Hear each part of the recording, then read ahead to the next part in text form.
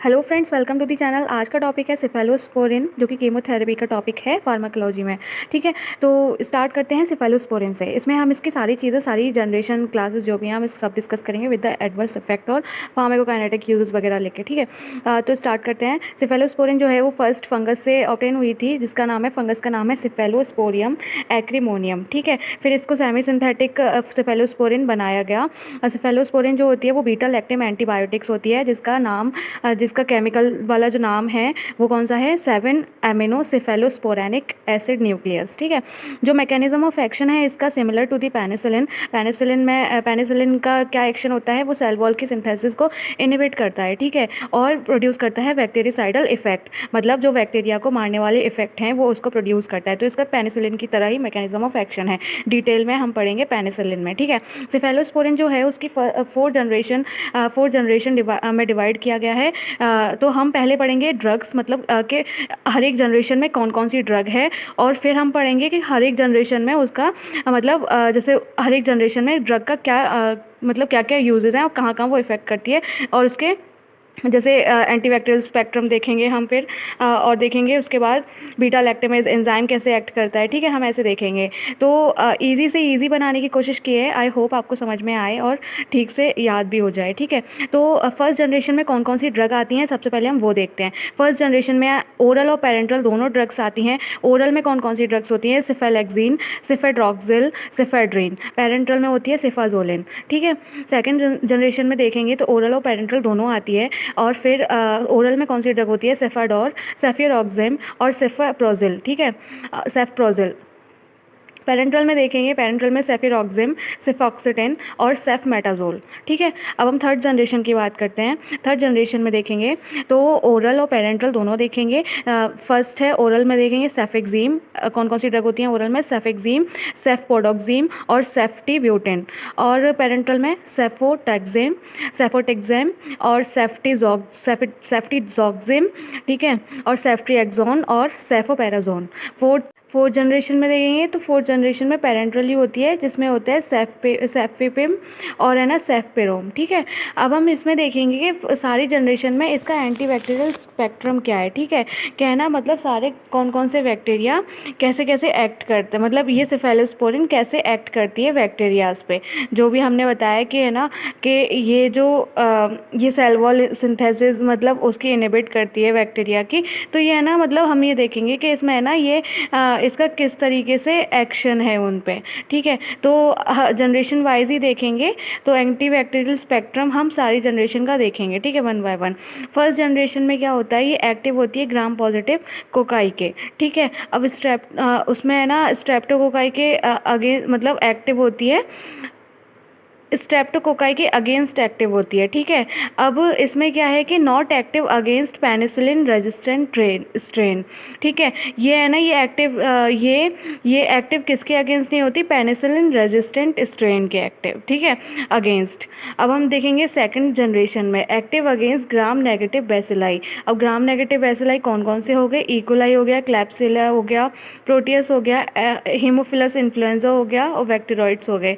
इसमें क्या है कि सेफोक्सिटिन और सेफोमेटाजोल और सेफोटेलॉन ही एक्ट करती है। ठीक है, मतलब इफेक्टिव होती है बैक्टीरियोइड्स के अगेंस्ट। ठीक है, थर्ड जनरेशन की हम बात करते हैं।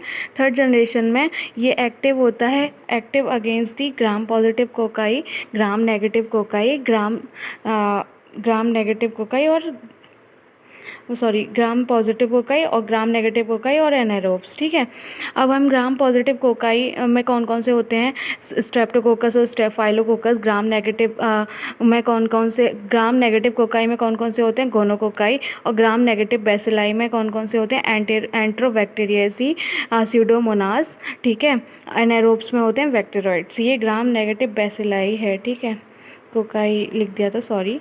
ठीक है, तो हम इसमें देखते हैं ग्राम पॉजिटिव कोकाई में कौन कौन से होते हैं, Streptococcus, staphylococcus. Gram negative cocci में होते हैं गोनोकोकाई और ग्राम नेगेटिव बेसिलाई में होते हैं एंट्रोबैक्टीरियसी और स्यूडोमोनास।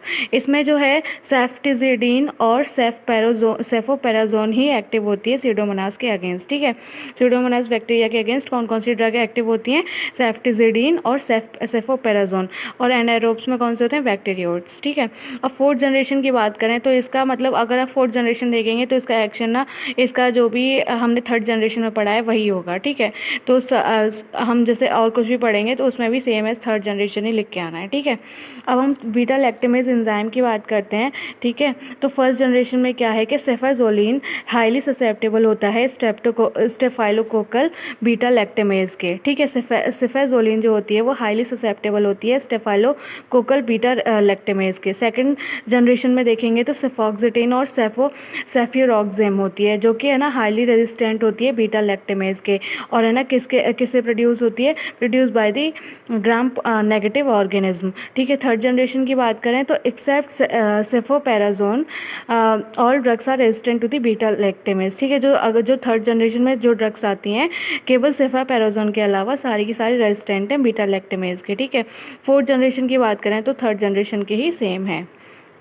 अब हम देखते हैं इसके यूजेस भी हमने बहुत मतलब इजी बनाने की कोशिश की है, आप इसको एक बार देखना समझना, ठीक है। तो फर्स्ट जनरेशन की यूजेस देखेंगे, फिर सेकंड जनरेशन के, फिर थर्ड जनरेशन के और फिर फोर्थ जनरेशन के। तो फर्स्ट जनरेशन में देखिए क्या होता है कि सॉफ्ट टिश्यू और स्किन का जो इन्फेक्शन होता है वो किसकी वजह से होता है, स्टेफाइलोकोकल ऑरियस और स्टेफाइलोकोकाई की वजह से, ठीक है। तो इसको फर्स्ट जनरेशन की ड्रग ही इसको ट्रीट करती हैं, ठीक है। सर्जिकल जैसे जो सॉफ्ट टिश्यू और स्किन का जो इन्फेक्शन होगा जो कि किसकी वजह से हुआ होता है, स्टेफाइलोकोकस ऑरियस और स्ट्रेप्टोकोकाई की वजह से, तो उसको फर्स्ट जनरेशन की ड्रग ही ट्रीट करेगी, ठीक है। सर्जिकल प्रोफाइलैक्सिस सेफाजोलिन उसमें यूज़ होती है क्योंकि है ना उसका लॉन्गर ड्यूरेशन होता है। एमआरएसए में भी यूज़ होता है, एमआरएसए जो होता है वो रेजिस्टेंट होता है सेफेलोस्पोरिन के, ठीक है। सेकंड जनरेशन की बात करें तो ये एक्टिव होते हैं ग्राम पॉजिटिव ऑर्गेनिज्म के, ठीक है, active against the gram positive organism. अब ये इसका यूज़ क्या है, रेस्पिरेटरी इन्फेक्शन में, ठीक है। जो सेकंड क्लास की ड्रग्स होंगी वो रेस्पिरेटरी ट्रैक्ट इन्फेक्शन को ट्रीट करेंगे, ठीक है। ओटाइटिस मीडिया साइनोसाइटिस को ही ट्रीट करेंगे। कौन कौन सी ड्रग होगी, सेफेरोक्सेम एक्सेटल, ठीक है। इंट्रा एब्डोमिनल और पेल्विक इन्फेक्शन को ये ट्रीट करेगी सेफॉक्सिटिन और सेफोटेनन। और ये एक्टिव अगेंस्ट दी एनारोब्स, ये एक्टिव होगी एनारोब्स के अगेंस्ट, जिसमें है ना मतलब कौन से एनारोब्स, जो कि बैक्टीरियोइड्स हैं, जो है हम पहले देख चुके हैं, ठीक है। अब उसमें कौन कौन सी ड्रग हैं, सेफोटेनन, सेफोमेटाजोल और सेफॉक्सिटिन, ठीक है। थर्ड जनरेशन की बात करें तो देखिए थर्ड जनरेशन में ये एक्टिव होता है against the gram negative organism और ये पेनिट्रेट करता है ब्लड ब्रेन बैरियर को, ठीक है। ये कौन कौन सी डिसीज़ में काम आता है, पाइलोनेफ्राइटिस को ट्रीट करने में काम आता है और कम्युनिटी एक्वायर्ड निमोनिया। पाइलोनेफ्राइटिस को सेफ्ट्रिएक्सोन ट्रीट करती है और निमोनिया को सेफ्ट्रिएक्सोन और सिफोटेक्सेम, ठीक है। इसमें क्या है, सेफ्ट्रिएक्सोन ना एक कॉमन ड्रग है जो कि सारी की सारी बीमारी में यूज़ हो रही है ना। अब थर्ड कौन सी है, थर्ड गोनोरिया है, ठीक है। मतलब इसमें जो थर्ड क्लास की ड्रग्स हैं इसमें है ना ये 6 मतलब है ना हमने इसमें ज़्यादा डिसीजेज़ के नाम लिख दिए, ठीक है। पाइलोनेफ्राइटिस ट्रीट करती है, गोनोरिया ट्रीट करती है, मेनिंजाइटिस ट्रीट करती है, टाइफाइड फीवर ट्रीट करती है, कॉलीलिथियासिस ट्रीट करती है। गोनोरिया में सेफ्ट्रिएक्सोन आती है जो कि ड्रग ऑफ चॉइस है, सबसे पहले दी जाती है। और टाइफाइड फीवर में सेफ्ट्रिएक्सोन, सेफोपेराजोन, और ये मतलब किसके ट्रीटमेंट में, एमडीआर के ट्रीटमेंट में, मतलब मल्टी ड्रग रेजिस्टेंट के ट्रीटमेंट करती है, ठीक है। मेनिंजाइटिस में क्या होता है कि है ना इंजेक्शन दिया जाता है सेफोटैक्सिम का और सेफ्ट्रिएक्सोन का। कॉलीलिथियासिस में भी सेफ्ट्रिएक्सोन दी जाती है जिसकी लॉन्ग प्लाज्मा हाफ लाइफ होती है, ठीक है। फोर्थ जनरेशन में देखिए, फोर्थ जनरेशन में क्या होता है कि एक्टिव होती है against the gram negative organism और resistant to the third generation, ठीक है। अब इसमें और क्या होता है कि रिजर्व ड्रग, ये है ना ये जो फोर्थ जनरेशन की ड्रग है ये रिजर्व ड्रग होती हैं हॉस्पिटल एक्वायर्ड रेजिस्टेंट इन्फेक्शन के लिए, ठीक है। जो हॉस्पिटल से एक्वायर्ड इन्फेक्शन होते हैं उनके लिए ये रिजर्व ड्रग होती हैं। ये ड्रग्स जो फोर्थ जनरेशन की ड्रग होती हैं वो दी जाती हैं, ठीक है। अब हम पढ़ते हैं इसके फार्माकोकाइनेटिक्स देख लेते हैं और एडवर्स इफेक्ट देख लेते हैं। फार्माकोकाइनेटिक्स में क्या है कि ओरली और पेरेंटली दोनों तरीके से ली जाती हैं, और है ना कुछ ड्रग्स होती हैं वो है ना वो एक्सक्रीशन से पहले ही मेटाबोलाइज्ड हो जाती हैं, ठीक है। और सेफेटॉक्सिम डीएसिटाइलेटेड हो जाती है बिफोर दी एक्सक्रीशन, बॉडी में ही डीएसिटाइलेटेड हो जाती है, ठीक है। और सेफोपेराजोन जो है वो बाइल में ही बाइल से एक्सक्रीट हो जाती है, ठीक है। तो अब हम कह सकते हैं कि है ना कि जो ड्रग्स हैं वो मतलब एक्सक्रीट होती हैं किडनी से बाय द ट्यूबुलर सिक्रीशन, और कुछ ड्रग ऐसी हैं जो कि सॉरी एक्सक्रीट होती हैं, एक्सक्रीट है ये, सिक्रीट बोल दिया था, ठीक है। और कुछ ड्रग्स होती हैं वो बाइल से एक्सक्रीट हो जाती हैं, ठीक है। सेफ्ट्रिएक्सोन और सेफपेराजोन, ये जो ड्रग हैं, ये कुछ ड्रग्स हैं जो कि है ना जो कि बाइल से एक्सक्रीट होती हैं। नेफ्रोटॉक्सिसिटी इंक्रीज़ हो जाती है जब हम इसको लूप डायरेटिक्स के साथ देते हैं, ठीक है। एडवर्स इफेक्ट देख लेते हैं। हाइपर सेंसिटिविटी हो जाती है, मतलब कि इस ड्रग का क्या एडवर्स इफेक्ट है, एनसेफेलोस्पोरिन का एडवर्स इफेक्ट क्या है।